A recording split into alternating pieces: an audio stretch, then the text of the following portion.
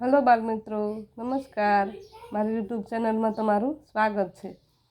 આજે હું જે નવોદય પરીક્ષા લેવાય છે તેમાં વિભાગ 1 જે માનસિક યોગ્યતા કસોટી જે 50 માર્કનો પૂછાય અને તેમાં ભાગ 1 જે અસમાન ભિન્ન આકૃતિ શોધો તેના વિડીયો મેં મૂકી દીધા. એના નમૂનારૂપ પ્રશ્નોના વિડીયો છે, સ્વાધ્યાયના છે, તે તમારે જોઈ લેવાના. અને વિભાગ 2 જે આવે તે સમાન આકૃતિ ઓળખવી એ આવે ને, તેના પણ મેં નાના નાના શોર્ટ વિડીયો 2 મૂકેલા છે, તે પણ તમારે જોઈ લેવા. અને આજે આગળ હું તમને વિડીયો મૂકું છું તે આ સમાન આકૃતિનો ત્રીજો વિડીયો છે. તો આપણે કેટલે પહોંચ્યા હતા? 23 સુધીના પ્રશ્ન સોલ્વ કર્યા હતા. આજે આપણે 24 નંબરથી જોઈએ. પ્રશ્ન આકૃતિ 24. આ 3 રેખા છે, એમાં 2માં વર્તુળ છે અને એકમાં તીર છે. તો અહીંયા જોઈએ તો વચ્ચે તીર આવી ગયું એટલે એ નહીં આવે. આમાં 3 એક ચોરસ છે, એક વર્તુળ છે અને એક બીજું પણ વર્તુળ એટલે બી પણ નહીં આવે. અને ડીમાં જોઈએ તો અહીંયા ચોરસ, અહીંયા વર્તુળ અને અહીંયા તીર એટલે આ નહીં આવે. પણ આ 2 આના જેવી તે આકૃતિ હોય તો સીમાં, તો આપણે જવાબ આવશે સી. હવે જોઈએ 25 નંબર. 25 નંબરમાં ખાસ આ 2 ઉપરના જે ત્રિકોણ તે યાદ રાખવાના. તો અહીંયા ઉપર 2 નથી એટલે એ નહીં આવે. બી પણ નહીં આવે, ઉપર 2 નથી. હવે આ ડીમાં પણ ઉપર 2 નથી. સી એક જ જવાબ એવો છે કે એમાં ઉપર 2 છે અને એક ઘાટું અને એક ઘાટું નથી. એવા 2 ત્રિકોણ છે એટલે આપણો જવાબ આવશે સી. 26 નંબર જોઈએ. અને 26માં પણ તમારે એવી રીતે જ જોવાનું, ઉપરના 2 ત્રિકોણ જોવાના. આમાં 2 છે પણ એક ઘાટું નથી એટલે એ પણ નહીં આવે. આમાં 2 છે પણ આ બરાબર છે, પણ આ જે નીચેનું છે ને એ ઘાટું નથી કરવાનું, તો અહીંયા ઘાટું છે એટલે બી પણ નહીં આવે. અને આ ડી છે, એ ડીમાં એકે ઘાટા નથી એટલે ડી પણ નહીં આવે. તો આપણો જવાબ આવશે સી. હવે એક અહીંયા માણસની આકૃતિ છે 27 નંબરમાં, તે જોઈએ તો આમાં એ નંબર છે ને, એમાં ઉપર અહીંયા ઉપર 2 જે રેખા નાની નાની દેખાય ને એ આમાં નથી, આમાં છે એટલે આ એ નહીં આવે. પછી આ બી છે ને એ એનો જવાબ આવશે. અને આ સી શા માટે નહીં આવે? તો કે જે આ હાથ છે ને એ અહીંયા નીચે છે, એવા અહીંયા નીચે નથી એટલે આ સી નહીં આવે. તો આ ડી એક હાથ જ નથી એટલે ડી પણ નહીં આવે. એટલે આપણો જવાબ આવશે બી. હવે 28 નંબર જોઈએ. આ એક અહીંયા ગુણાકાર, બરાબર અને સરવાળા એવી રીતે નિશાની છે. અહીંયા બરાબર, તો આ બરાબર ઉપર આવી જાય, ગુણાકારની હોવી જોઈએ ને, એટલે એ જવાબ આવશે નહીં. અહીંયા બી, અહીંયા સરવાળાની નિશાની ઉપર આવી એટલે બી પણ આવશે નહીં. આ સી છે, એમાં ગુણાકાર પછી બરાબર અને સરવાળો ત્રણ નિશાની બરાબર છે એટલે જવાબ આવશે સી. અને ડી પણ જોઈ લઈએ તો જો ડી અહીંયા ઉપર ગુણાકાર છે તો અહીંયા બરાબર આવવાનું જોઈએ ને, એને બદલે સરવાળો આવ્યો એટલે આ પણ આવશે નહીં. 29 જોઈએ. હવે 29માં તમારા આ આકૃતિમાં 3 જે નાના વર્તુળ છે ને તેને ધ્યાનમાં રાખવાના. અહીંયા 3 નાના વર્તુળ આમાં નથી એટલે આ નહીં આવે. એ બીમાં 2 જ છે એટલે નહીં આવે. સી આવશે કેમ કે સીમાં અહીંયા 3 વર્તુળ છે, અહીંયા 1 પણ છે અને અહીંયા 2 પણ છે, આવી રીતે જ છે સમાન આકૃતિ એટલે સી જવાબ આવશે. અને ડી છે તો ડીમાં અહીંયા 3 છે એટલે ડી આવે નહીં. હવે 30 નંબર જોઈએ. તો 30 નંબરમાં તમારે આવું જ્યારે આવે ને ત્યારે ગમે એક નિશાની પકડી લેવાની. એટલે આપણે પહેલાં તીર જોઈએ ને તીર પણ જમણી સાઈડ જાય તેવી આકૃતિ જોઈએ. તો તીર જમણી સાઈડ જતી હોય ને એવી આ 2 તો નથી, આ 2 દૂર જ કરી દેવાની. આ 2 જોવાની, 2માં જમણી સાઈડ જાય છે પણ હવે બીજું એક નિશાન પકડવાનું.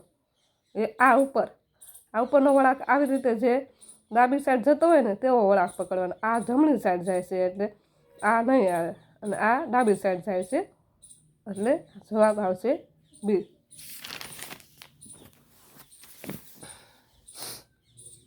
31 નંબર જોઈએ. એક મોટું વર્તુળ છે, એક રેખા છે અને બિંદુ રેખાવાળું છે. એટલે પહેલાં તો આ જે વર્તુળ છે ને એને વચ્ચેથી 2 ભાગ કરેલા છે. તો આડી રેખા જે હોય ને તે રાખવાના અને બાકીનાને દૂર કરવાના. તો અહીંયા ઊભી રેખા એટલે દૂર કરી દો. સી ઊભી રેખા એટલે તેને પણ દૂર કરી દો. હવે આ 2 આડી રેખાવાળા છે તો હવે આ બે સરખા વર્તુળ છે, પણ હવે એને ઉપરની નિશાની જોવાની આપણે, જે રેખા અને બિંદુ. તો રેખા અને બિંદુ અહીંયા છે તો જમણી સાઈડ છે. જે જમણી સાઈડ રેખા અને બિંદુ હોય ને તે પસંદ કરવાનું. એટલે અહીંયા આ એ છે, પણ અહીંયા એને ડાબી સાઈડ છે, એટલે એ પણ આવશે નહીં. તો આપણો જવાબ આવશે ડી. હવે 32 નંબર જોઈએ. 32 નંબરમાં એક ત્રાસી રેખા છે અને તેની અંદર 3 તીર આપેલા છે. એક તીર ડાબી સાઈડ જાય, એક જમણી સાઈડ અને એક ડાબી સાઈડ. તો આપણે કેવી રીતે પસંદ કરવાનો? આ એ જોઈએ ને તો એમાં 3 તીર ડાબી સાઈડ, એટલે એ આવશે નહીં. બી જોઈએ તો 2 જમણી સાઈડ ને 1 ડાબી, એટલે એ પણ આવશે નહીં. અને આ ડી તો આમાંય નીકળી જાય, કેમ કે રેખા જે હતી તે આવી રીતે ત્રાસી હતી, આવી નહીં, એટલે એ પણ નીકળી જાય. તો સમાન આના જેવી જ આકૃતિ હોય તો એ છે બીમાં, એટલે બી આવશે જવાબ. હવે 33 નંબર જોઈએ. હવે આવી જાડી ઝીણી ઝીણી જોવાની હોય ને ત્યારે ગમે એક નિશાની લઈ લેવાની. તો હું અહીંયા છે ને આ જે નિશાની બે બાજુની છે ને, આ બે રેખા અને આ રેખા, એ નિશાની જોઉં, બરાબર.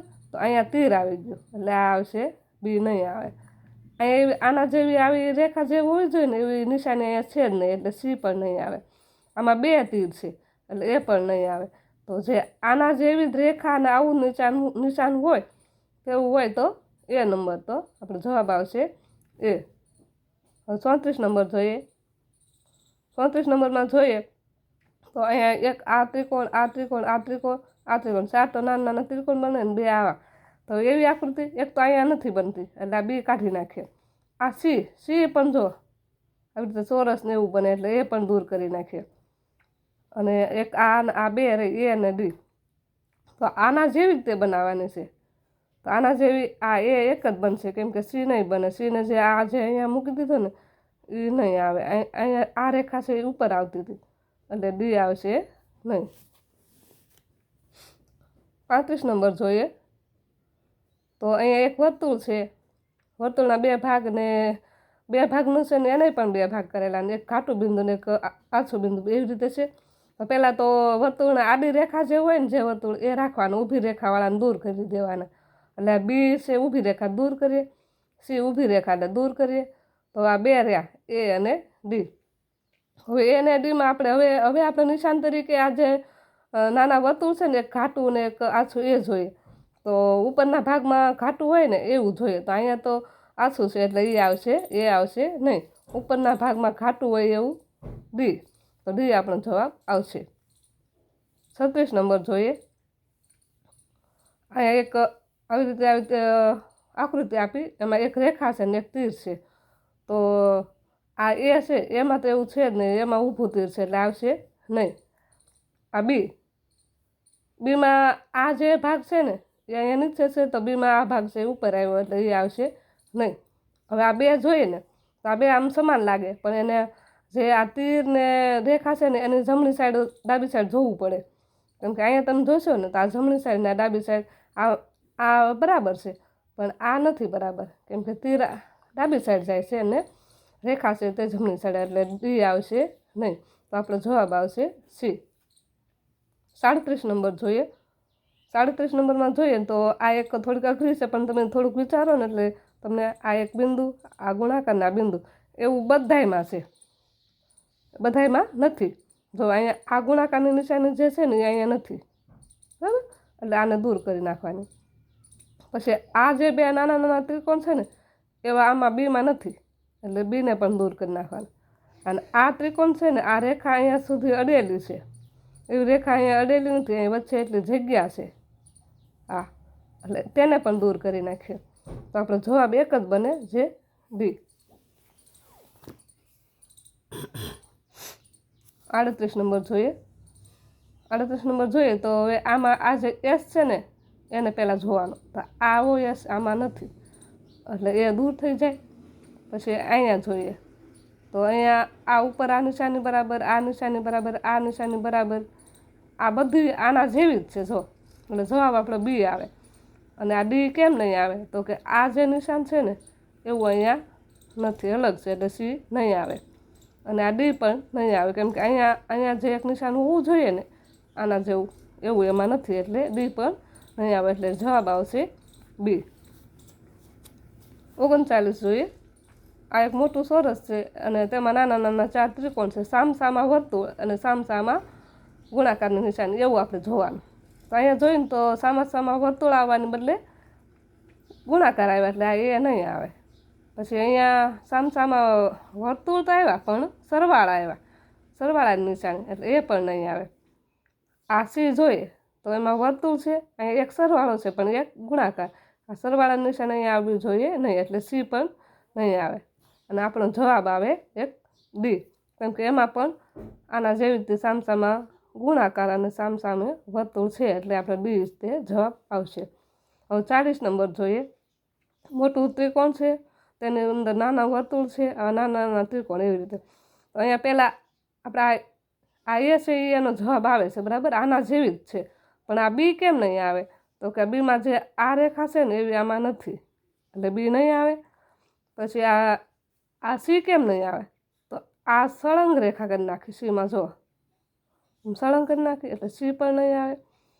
અને હવે ડી કેમ નહીં આવે? તો કે ડીમાં જે અહીંયા આ જે જોઈએ ને અહીંયા એ આ બરાબર છે નહીં, એટલે ડી પણ નહીં આવે, એટલે આપણો જવાબ આવશે એ. આજે હું 40 આકૃતિ રાખીશ અને આગળ વિડીયો જે મૂકીશ તે અગાઉ પછી તમારે જોઈ લેવાનો.